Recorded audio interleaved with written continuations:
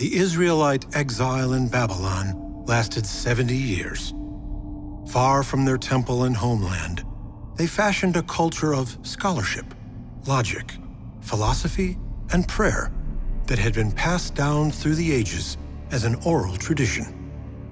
Under Cyrus the Great, the Persians defeated the Babylonians. Cyrus's first proclamation liberated the exiled people of the empire.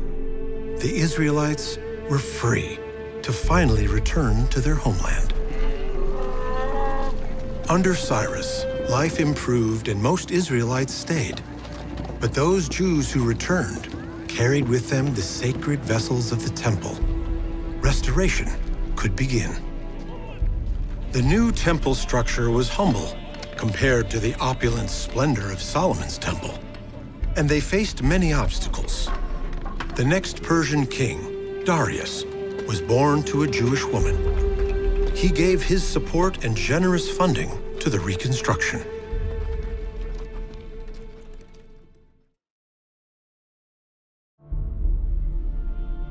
Barely 2 centuries passed before the Persian Empire was eclipsed by the Greeks, under one of the most iconic leaders in history, Alexander the Great.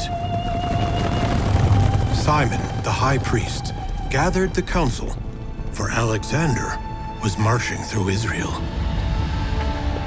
He will come to Jerusalem. They always do. We pose no threat to the Greeks. God willing, they will leave us in peace. Simon, we supported Persia during the war. Alexander will not forget that we sided with his enemies. A message for the High Priest. Come forward! Simon, they've convinced Alexander to destroy the temple. He'll reach Jerusalem at dawn. It's all over. Where is your faith? You said it yourself. Jerusalem is defenseless. He will enslave us all. No. We must show Alexander that we are a benefit to his reign, and will better serve his interests with our temple intact. I will go out to meet his retinue. That night, Simon donned his ritual garments and walked all through the night. At dawn, he met Alexander. Simon bowed in respect. Alexander, the great conqueror, dismounted his white horse and, to the shock of all, bowed his head towards the high priest. Emperor, why do you bow to your servant? I've seen your face before.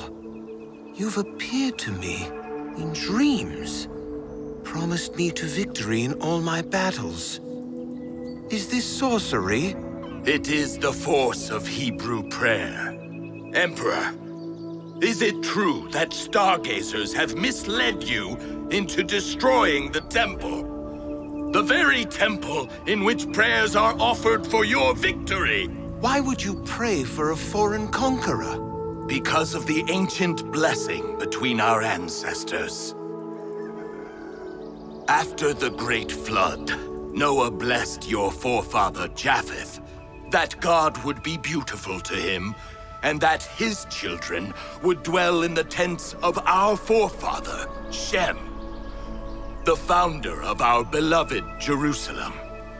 Emperor, allow us to keep our temple, and sons of our priests will carry your name throughout the generations. You will be remembered through us. The memory of your people stretches so far back in time. I must speak to your sages. I have many questions. With joy, Emperor. But our temple... I will exact no more taxes from your people. Your temple is under my protection.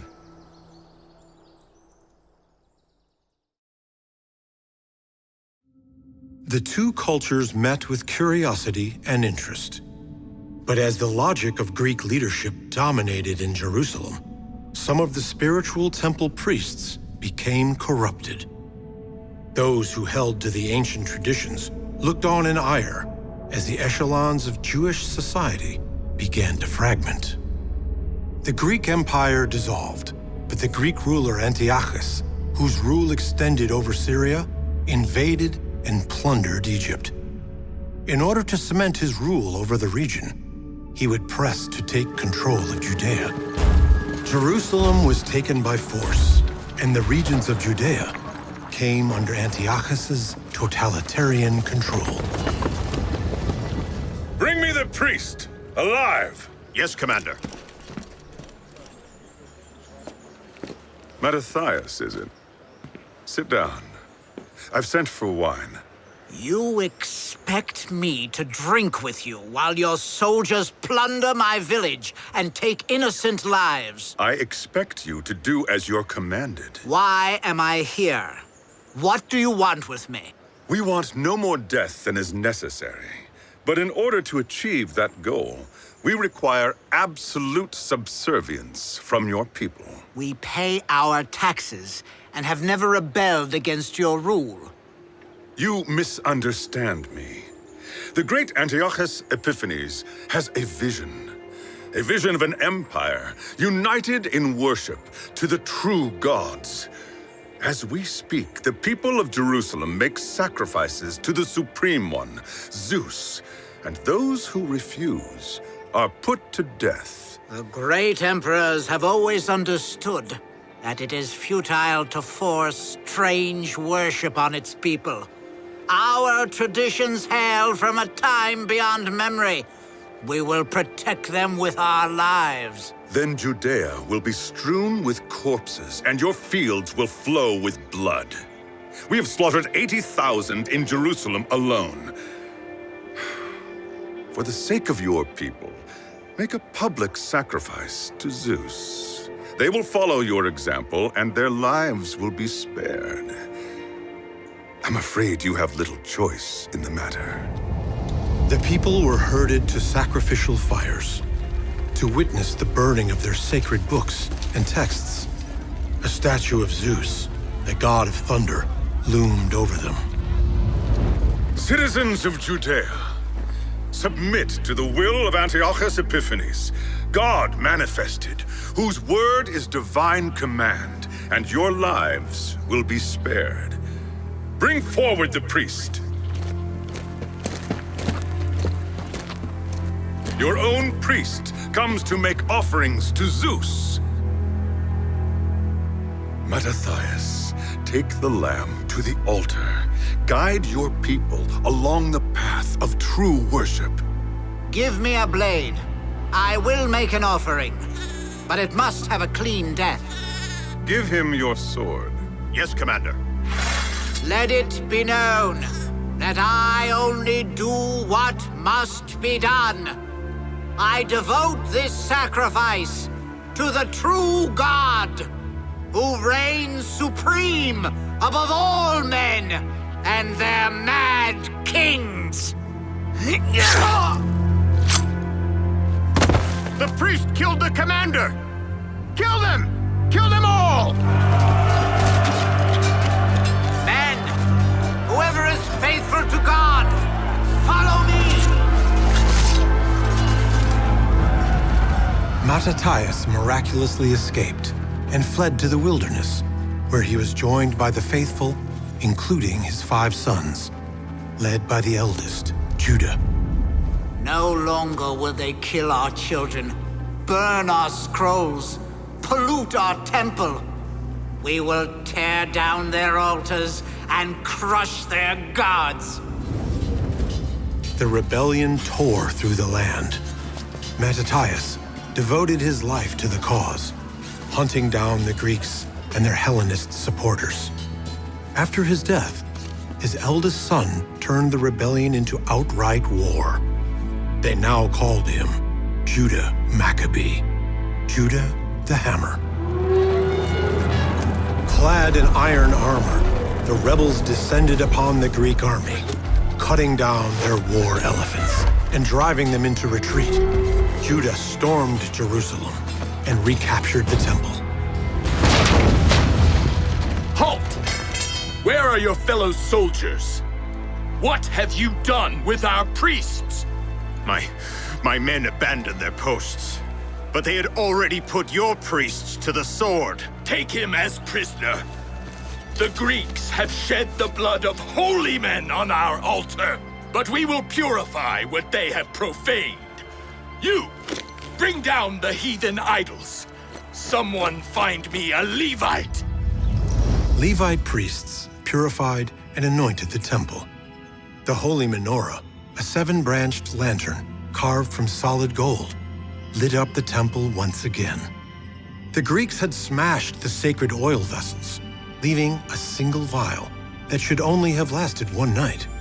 Nevertheless, the oil burned for 8 nights, a sign of enduring hope during the darkest of times.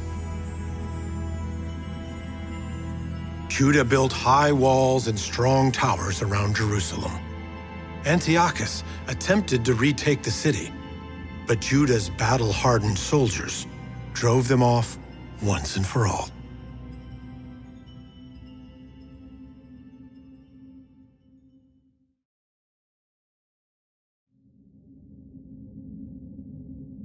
The heirs of Judah Maccabee, the Hasmonean dynasty, began to fight among themselves, and after generations of civil unrest, a new foreign power rose from the west: Rome. Pompey the Great of the Roman Republic conquered Jerusalem, stripped the Hasmonean heirs of their titles, and integrated Judea as a client kingdom. 3 times a year, a huge influx of pilgrims came into the city for the festivals of Passover, Pentecost, and Tabernacles. Jerusalem was a small city, and demand for food, accommodations, ritual baths, and trade rose. Attracting more pilgrims by the year, the temple was in need of repair. A young governor from the Galilee was about to change everything.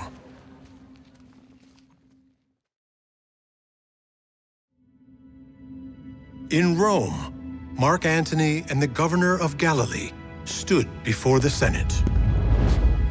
Insomuch as it may be good and fortunate for the Roman people, we bring before you, conscript fathers, the question of Judea. I am Herod, governor of Galilee. Good men of the Senate, there is great strife in Judea. The Hasmonean king has been dethroned by his nephew, an enemy of Rome. I request the Senate's assistance in returning the king to his rightful position, which will make him beholden to Rome. What say you, Mark Antony?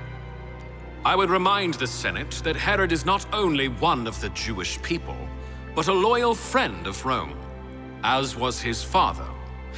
He has acquired a Roman and Jewish education, which will benefit both his people and ours. I say we back him, and give him rule of this war-torn region. What does it please you to be done about this matter? It would please the Senate to appoint you, Herod, king of the Judean province.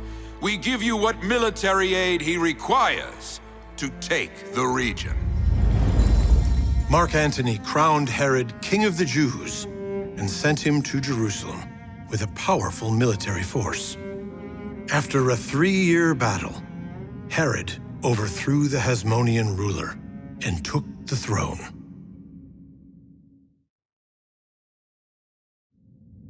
As the undisputed king of Israel, Herod utilized its greatest asset, the Holy Temple, which drew thousands of Jews and Gentiles from all nations into its powerful orbit.